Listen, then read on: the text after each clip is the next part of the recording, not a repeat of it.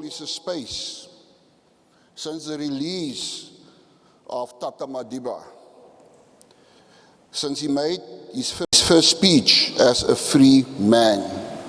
And that's one of the reasons why we are back here today, because many of us will remember that memorable day 30 years ago.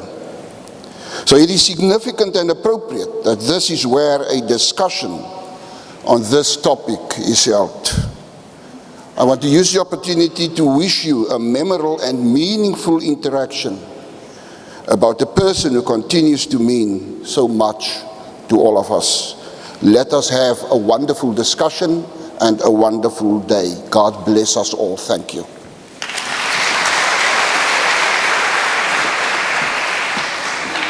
Thank you, Mr. Mayor.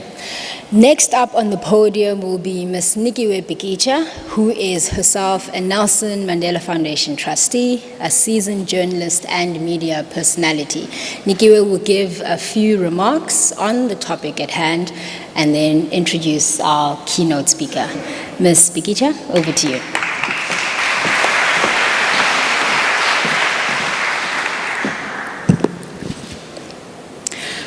Thank you so much, Judy. Good afternoon. Molweni. All protocol has been ably observed by our CEO.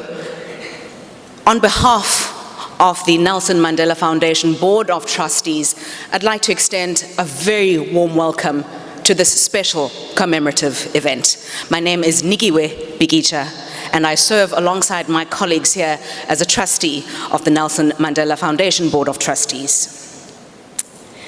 Now, 30 years ago, a 72-year-old Nelson Mandela walked out of the then Victor Verster prison an hour's drive away from where we are today. He had entered prison as a young fighter and emerged as an elder statesman, more open to negotiation, but still, I'm sure you'll agree with me, willing to go toe to toe when needed. Clutching his hand on that day was Winnie Mandela, who with countless others valiantly kept the spotlight on him during those decades in prison. Their hands raised proudly in the air signified victory and hope. But when he stepped out, a massive battle seemingly won, there was still a war yet to be conquered. Ostensibly a free man, Madiba was not truly free. He remained under the governance of a racist terror machine, masquerading as a legitimate government. It was through intense negotiation and both supported and led by those who put everything on the line, a form of democracy was made possible. You'll agree with me that there were real gains in freedom. Our democracy was and is still not perfect, and like all democracies, will remain imperfect. But it is the possibility and the potential of a real democracy that we should hold on to, that we should fight for. The possibility of the unimaginable. In stepping out that day, Madiba became more than a symbol to millions, not only in South Africa, but globally. He represented this dream, yet he also became a symbol of fear. He was seen as a violent terrorist, and even more worryingly for others, he was seen as, God forbid, a communist. For many, he represented a nightmare in which their version of freedom was being shattered. What Madiba was able to do was to carve out a shared vision of freedom for the majority of us to hold ourselves to. It was with a clarity of purpose and a sense of social justice that he was able to shepherd the country and many of his enemies towards this vision. And he did this whilst operating in a constrained environment due to structural conditions within South Africa and globally. Now, hundreds of people were involved in this release, the planning, the logistics, and the content. A little earlier on today, we met with members of the reception committee back at Drakenstein Prison, what was then known as Victor Verster Prison. And we got to listen to some of their stories as they reflected on that day. And we'd like to once again, of course, recognize them. Please give them a warm round of applause.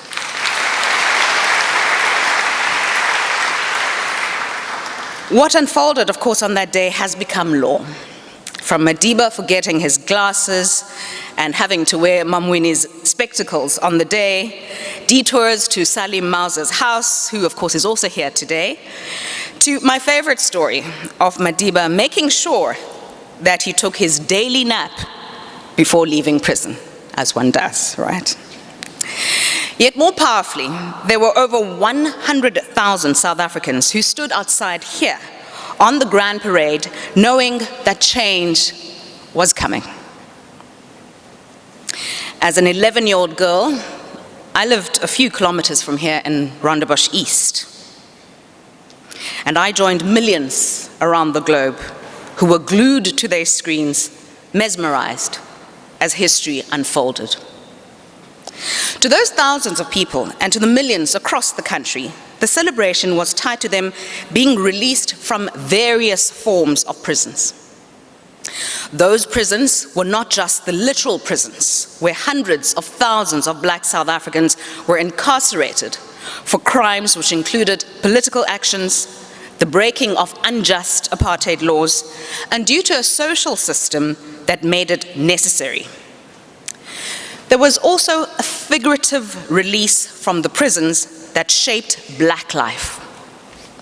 For example, the prisons of mining compounds to feed insatiable greed, cities and roads that limited movement, and an education system built to keep the mind in a continued state of captivity, unable to imagine a free life. Yet today, many of those prisons still exist.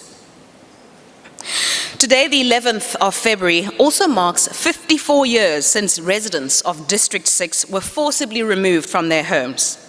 And there are those in the audience here today who called District 6 home. The empty stands just a few kilometers from here are a scar across the city, a physical mark. The emptiness serves as a reminder.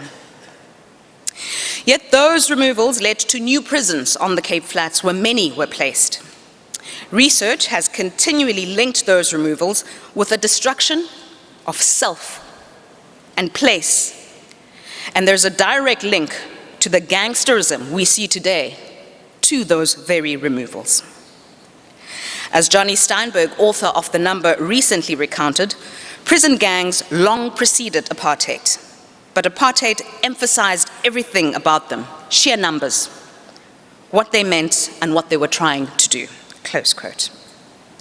The gangs on the Cape Flats have those links with prisons, as for many, life inside and outside is just a movement between prisons. The bars between literal and figurative prisons are blurred. And these conditions have not only imprisoned those we see as gangsters and criminals, but all of us. Especially in our townships, daily life is marked by invisible bars. This is felt even more so by women, children, and queer South Africans who bear the brunt of a patriarchal system and high levels of male-perpetrated violence. Millions of us are neither free nor safe in our homes or on the streets. Research from the Institute for Security Studies has shown that in 12 years of murder data for Nyanga in Cape Town, 222 murders are recorded in just 2 adjacent 266-meter blocks in the Browns Farm area. Life for many is marked by prison that confine one to a life without access and opportunity. OECD data suggests that it could take 9 generations for a poor family to move into the middle class in South Africa. we have created vicious cycles of intergenerational poverty. For example, children with nutritional deficiencies will struggle in school and will find it almost impossible to break into the skilled labor market. They, in turn, will remain low-wage workers, unable to provide for the nutritional needs of their children. And so, this vicious cycle continues. And when chances do arrive, they're often single chances without redemption. A failed subject in school can mean a lifetime of poverty and articulations of justification for that poverty. They just couldn't cut it, we'll say, unaware of the myriad of factors that led to that moment. Our carceral system is reaching, or arguably has reached, the carceral states of the United States and China.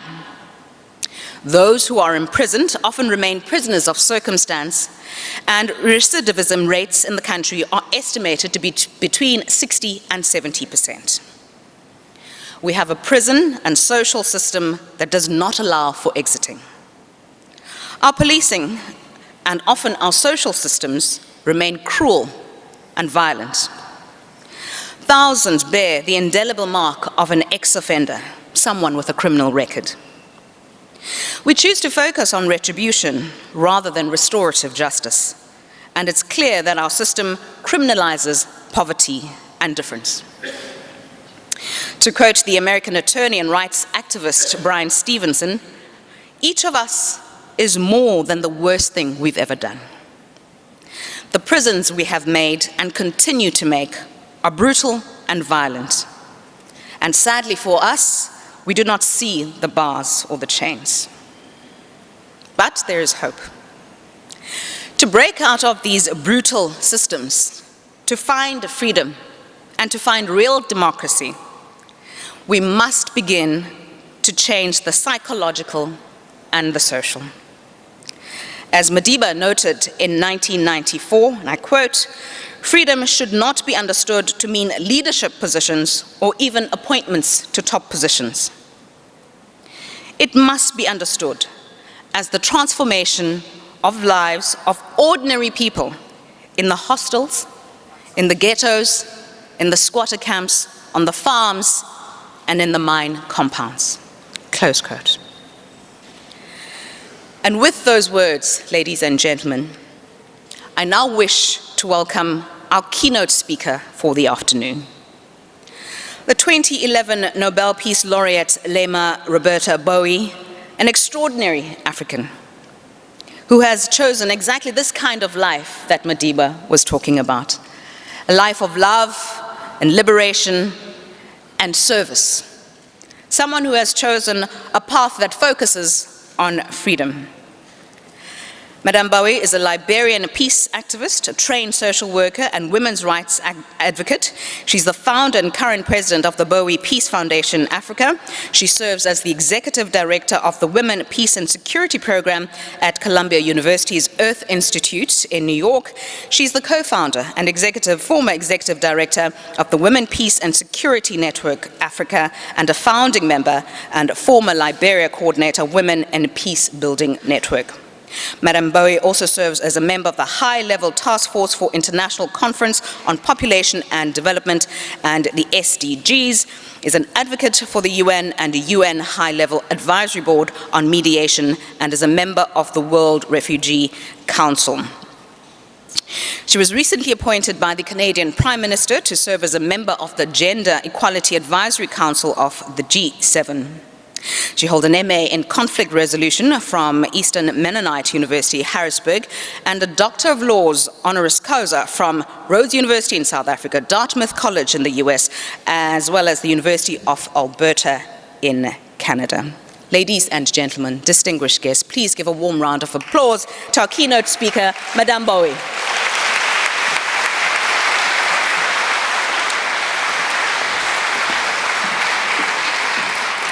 Thank you so much. It's truly an honor to be here.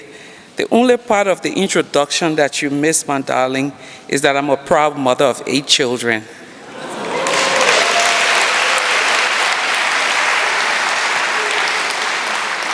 And that is to say, I'm the real general standing here. 8 children, 1 husband, several goats, some chickens, and other things. This is another great day the Lord has made, and I will surely rejoice and be glad in it.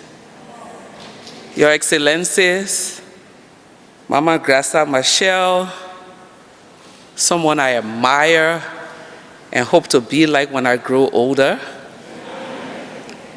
the Minister of Sports, the Mayor of Cape Town, members of the government, religious leaders, members of the diplomatic community, students group, the media, women of South Africa, distinguished ladies and gentlemen, also the trustees of the Mandela Foundation. I'm honored to have been selected to speak at this very distinguished occasion.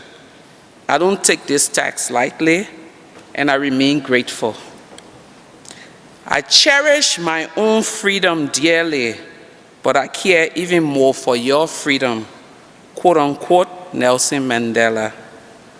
Growing up as a little girl in Liberia, my first recollection of peace and justice at a global level was on first Sundays at the St. Peter's Lutheran Church, where prayers were said every first Sunday for South Africa and for Nelson Mandela's release.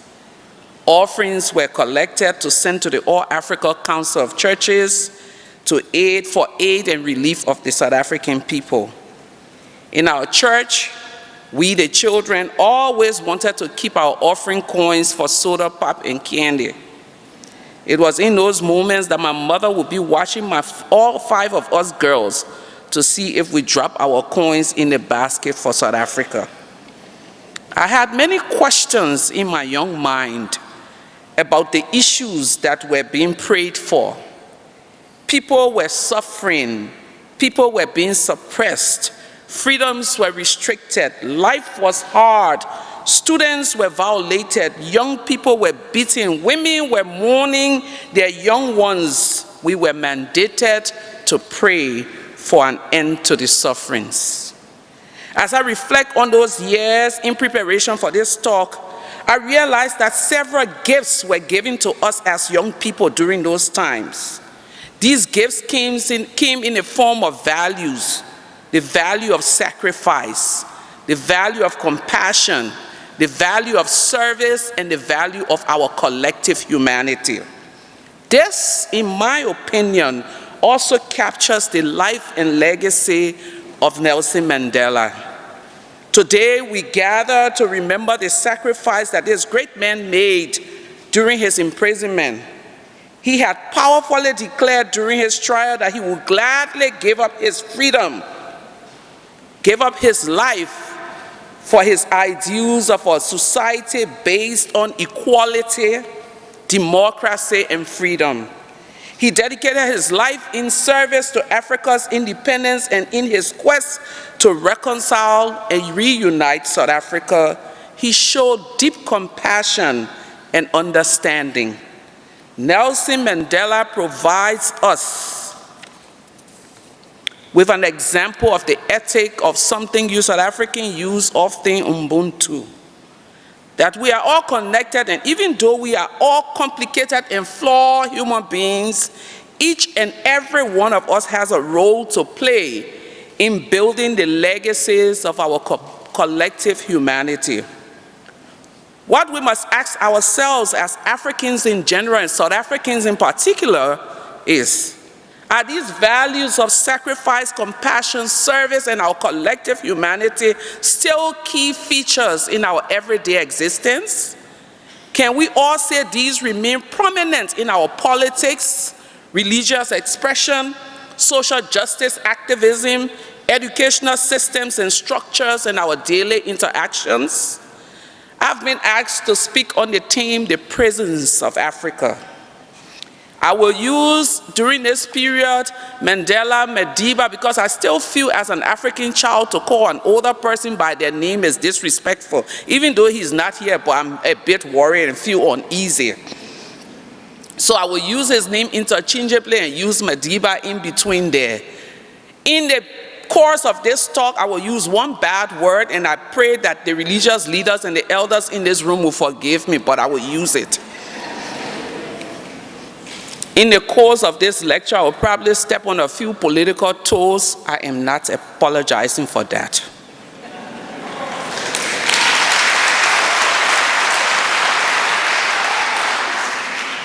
The term prison points to the restriction of movement, confinement, the denial of a variety of freedom, a form of punishment. It can be used as a tool of political repression. On our continent today, there are many prisons and many prisoners in the former sense of the word. Those who steal, rapists, drug addicts, murderers, and many of those individuals who go against the laws of our land.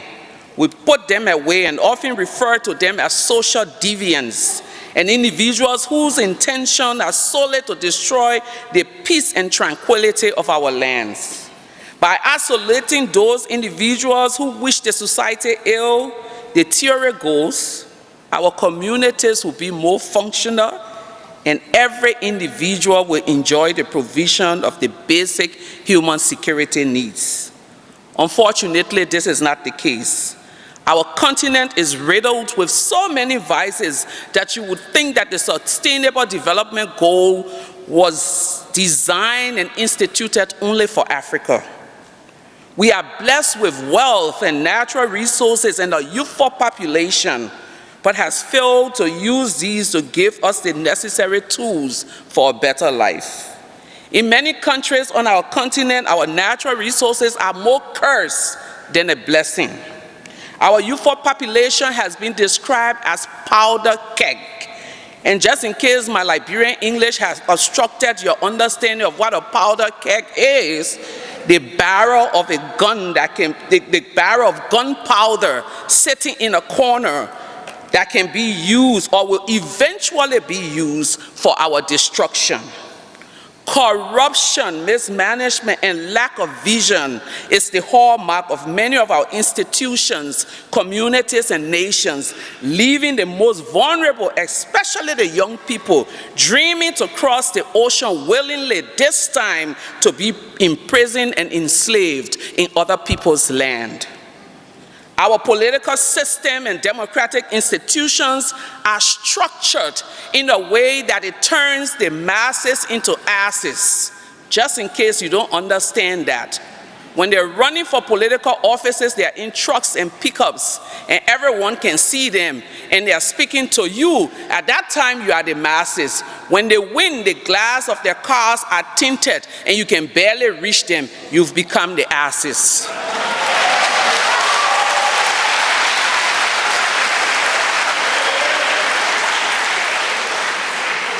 Our political systems and structures on the continent has turned most of our politicians into emperors. Sadly, many of our current day emperors who claim to lead us as people lack a lot in leadership qualities. Let me break it down. Jeffrey Gentleman, an East Africa correspondent before of the New York Times, tried to do an analogy of Africa's leaders yesterday and today. In his analogy, he said, looking at the current day's leaders, they are more educated, more traveled, and more schooled. Unfortunately, in comparison with the leaders of the past had a vision for the continent, they had a presence. When those leaders of old would walk into this room, you would know a leader has arrived. Today,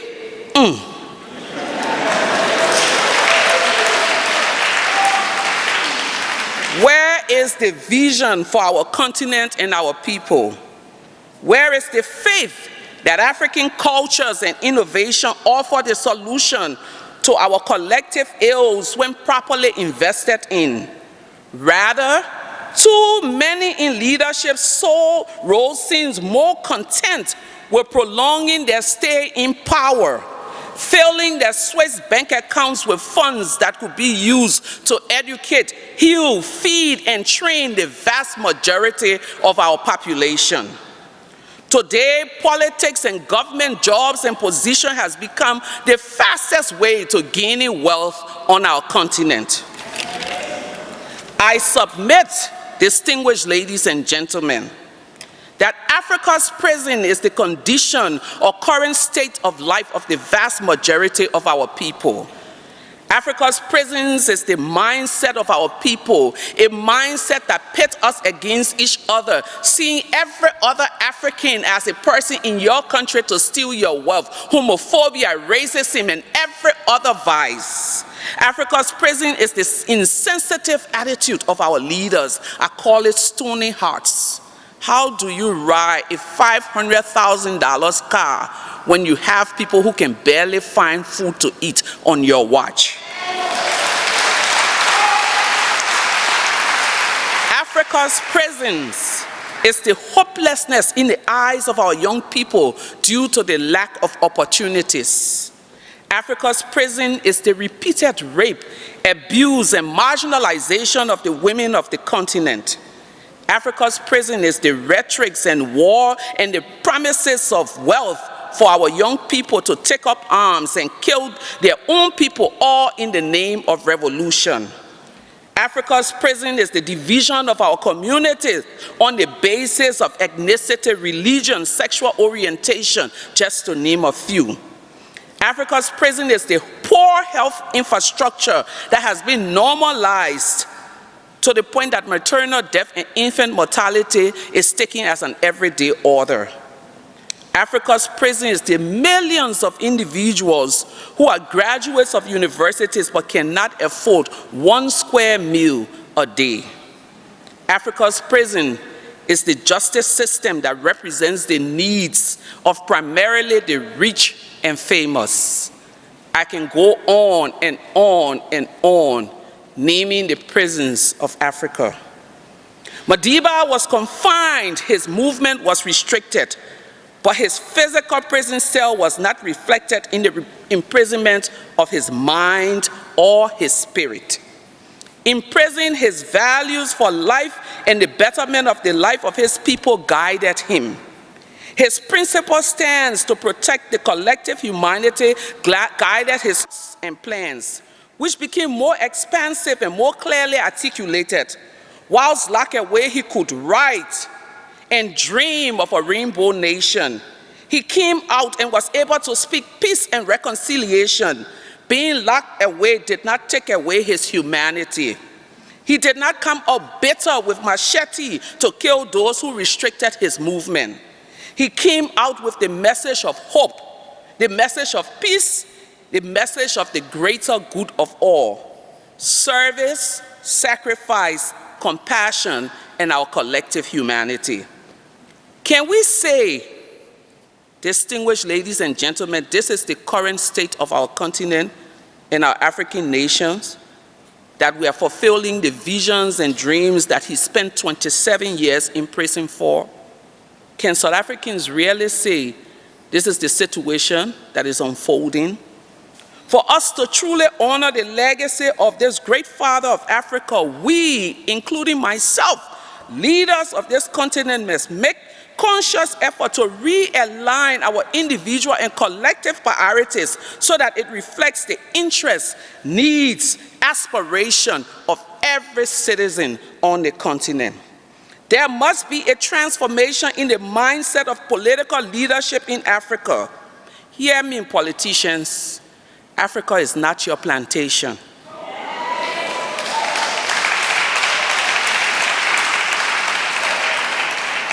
Africa is not your farm. Our shared resources must be governed with integrity, with development in mind, and not to steal. We as leaders must work assiduously to bring along a generation of young people who will step into our shoes and carry out the vision of an educated population, an empowered, recognized, and valued population of women. We must ensure that the natural resources benefit those communities that they are exploited from, and not the other way around. The values I see in Madiba's life present a roadmap for peace and development if African leaders and citizens can adopt the ethics of sacrifice, compassion, service, and our collective humanity. We will be able to create the conditions necessary for each and every human being living in this space called Africa to have a dignified life. As a peace activist, who sometimes I'm referred to as a crazy woman, mad, whatever name you want to call it, I was in DR Congo and having conversation with some people, and one of the men said, "You know, we forgive you, Madam Bowie." And I said, "Why?" He said, "Because your activists are like the mad people in the village who say anything to anyone, and we can't imprison you. Not in this current day." So as a peace activist, people often ask me what it means to live in peace. Distinguished ladies and gentlemen, my friends, fellow Africans, peace is not passive. Peace is not defined by the opposite of war. No, peace is love. Peace is justice. Peace is the existence of an environment where people thrive and have their needs met. It looks like a population of satisfied people, educated children, functional health system, responsive justice structure, recognized and appreciated and fully compensated community of women, food on the table for every home, and a lot more. Peace is the full expression of human dignity. Your Excellencies, distinguished ladies and gentlemen, what is the essence of this day? What is the essence of this day to South Africans? What is the essence of this day to the Mandela family, to the Mandela Foundation? What is the essence of us gathered in this city hall today? Is it just to chant slogans that will make us feel good? Or is it to come and listen to activists like myself and do analysis later on about how the English clash with whatever? Is it just to come and be well-dressed and show up and say, I was part of the 30th anniversary celebration? If we're only celebrating his release from prison, we missed the mark. The opening of those prison doors was much more than a man walking out. It was about the rebirth of a nation, the rebirth of a continent. It was about laying a path for generations unborn. It is about a continent taking control of her resources, her politics, and her history. Madiba's walk out of prison was to ensure Africa's release from the prison of our minds. We should no longer be held hostage to greed, poverty, and corruption. Rather, we should hold strong to the values of sacrifice, service, compassion, and our collective humanity. I thank you.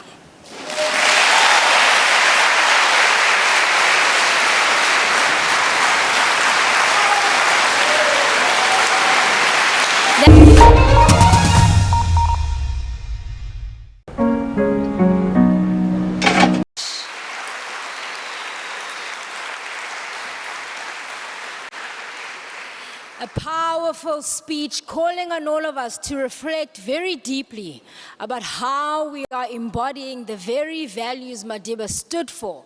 Are we thinking about sacrifice? Are we thinking about a collected humanity? Are we thinking about compassion? And are we thinking about service? Really, Ma, we want to say thank you so much for igniting the question of deep reflection and understanding that until we liberate our minds, we will continue to be stuck and attracted to these systems that no longer serve our common humanity. I'd now like to hand over to Ndate Selo, who will lead a discussion amongst the panelists on some of the themes that have been raised. Thank you very much.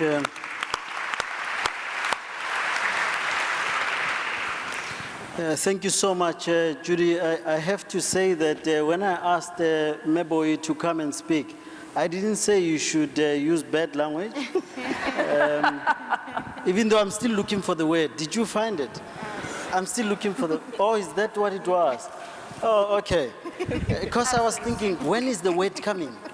And then also the politicians stood up also after you spoke. So it means they were not so enough to keep sitting.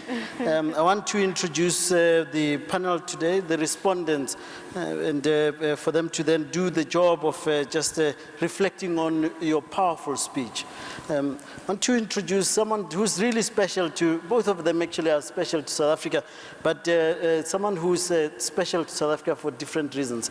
I've just convinced her that she can stay another 2 weeks in South Africa, and she'll be having a dialogue at the foundation next week. So expect those invitations to come through. She's shaking her head, but she said yes. So Opal Tometi is an internationally recognized voice for human rights and social justice. She's hailed as a new civil rights leader by both grassroots margins and major media organizations such as CNN and LA Times.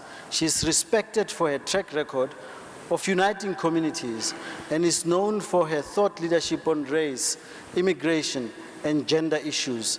Tometi is one of the 3 black women who co-founded Black Lives Matter movement. That's the person we know her for. That's the role.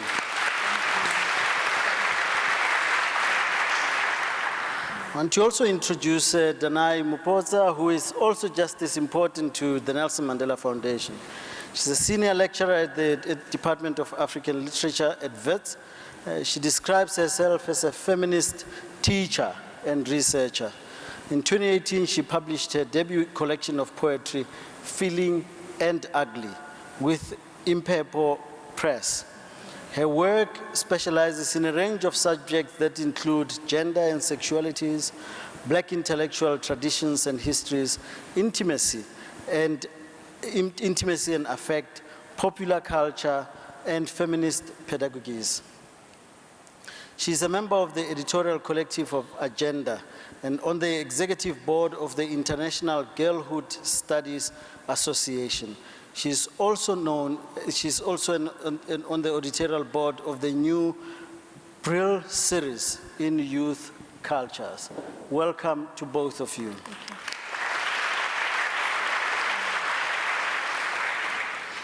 Maybe I should start off with you, Tomet, just for you to, Opal, to just reflect on some thoughts on what our lecturer said today. Well, a lot was shared, and I want to first just thank you and thank everybody for having me here to join you all on this really important occasion.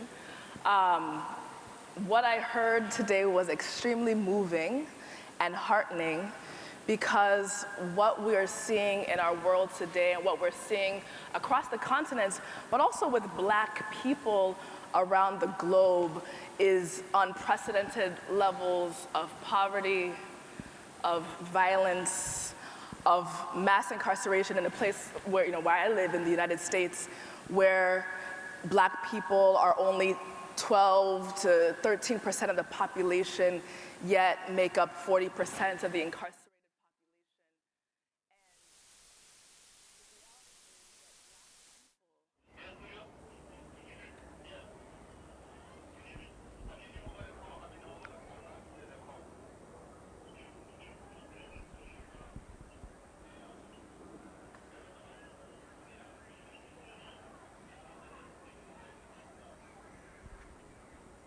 Hi.